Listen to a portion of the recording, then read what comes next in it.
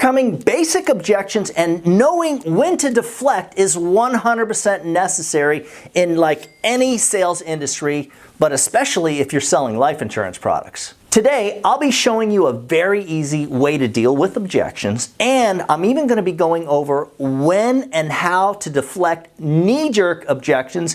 You know, like when the prospect answers the phone and immediately says something like, "Oh, you caught me at a bad time," or "Oh, I'm not feeling good today. Can we do this a different day?" Let's start by giving the video a thumbs up, and I do suggest subscribing if you're new to the channel. We're putting out life insurance sales content and final expense sales training videos, and don't forget about the Medicare stuff too, just like this all the time.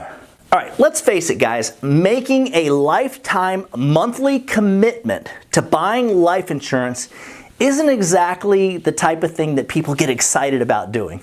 I mean, let's be honest, most people will procrastinate buying it and will end up speaking with multiple life insurance agents before they actually pull the trigger. And with that being said, people will fill out a lead form, and when you call them, they will tend to do what they've already been doing for years. Kind of have a little knee-jerk reaction that is designed to get rid of the salesperson, the insurance agent. And guys, stick around till the end of the video. I'm going to show you how to get a copy of both the thank you note that we send to every new life insurance client that we get, and the warning page that I put with every policy I sell. This thing is designed to scare off, well, any unwanted life insurance agent who might try to replace the policy that I already sold the client.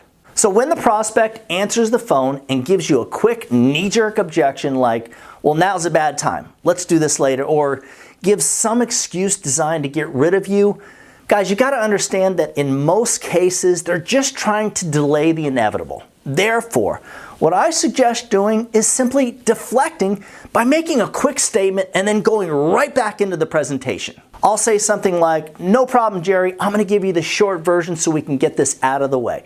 And then I'm going to go again right back to the presentation script without missing a beat. You're going to find that most people will stick with you if you do this with energy, enthusiasm, and you got to have conviction. The real key is to sound smooth and professional while being prepared for this type of basic knee-jerk objection. Dealing with real objections, now that's different. If you're doing your life insurance sales presentation the right way, you're building both a lot of value and a lot of rapport up front, throughout the presentation, before you give the price. A lot of folks are going to hesitate and give you an objection when you go for the close and you do give those pricing options. This tells me that you need to build more rapport and value in the product and then just come back with another close. Remember guys, the real objection is usually that they don't trust you, or it has something to do with the costs, affordability. What I'll do is say something like, "No problem, Jerry. Let me give you a little bit more to think about." Then I'll go back and dig back into the product presentation and spend a little time going over the information on the carrier, like everything I can think of, the riders, the add-on riders, what comes with, the AM Best rating, how AM Best works. I can do a whole presentation on them if I want to, build a lot of value on them. Even the funeral concierge service, if that carrier has one. The idea is to spend an additional 10 minutes dazzling them with brilliance and bringing tons of value to the table. Meanwhile, you're showing them that you're a knowledgeable professional in your field. Guys, it's all about being prepared for the objection. What you want to do is have a typed out page of notes for each carrier and product.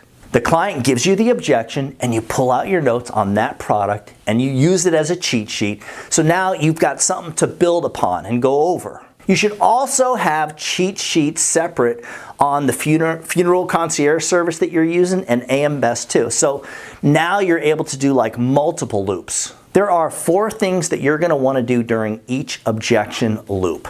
1, remind the client that we're not going to need to make a payment today. We're going to take care of that later. 2, remind them of the why.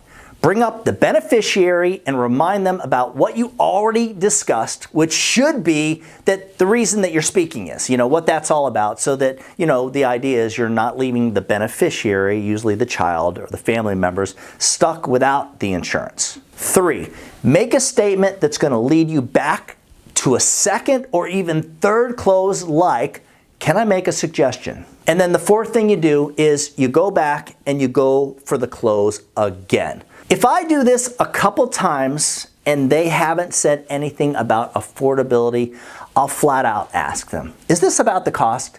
No matter what they say, I'll most likely assume that that's the issue, and I will do a price drop close. Essentially, guys, a price drop close is exactly what it sounds like. You simply recommend a lower priced option, and you let them know, that later we can always come back and apply for more. But at least now they're not leaving the family hanging out to dry, when they pass away. Use this formula to overcome any and every objection. Not only, guys, does it bring value to the sale and help you build really strong rapport, but it also helps you to minimize buyer's remorse from your clients. After you've closed the sale and completed the application, you want to spend another, I want to say at least 5 to 10 minutes doing a cool down where you just talk about anything other than the insurance. Life insurance sales is 100% a relationship sale. Get to know your client. Invite them in by helping them to get to know you. When done correctly,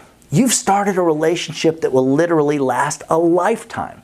This opens the door for easy and strong referrals and also potential cross-selling opportunities. Believe it or not, guys, it is really easy to sell health insurance and Medicare products to someone who, already knows you as a reputable and knowledgeable insurance agent. Hopefully you got something out of the video. If you'd like a copy of both the thank you note and the warning page that I mentioned at the beginning of the video, just email me at doug@ufesonline.com.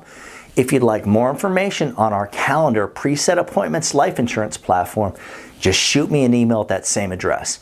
As always, when you put the needs of your clients first, everything else will usually fall right into place. Now get out there or get on that headset, and whatever you do, make sure that you do something good for someone else today. Happy hunting.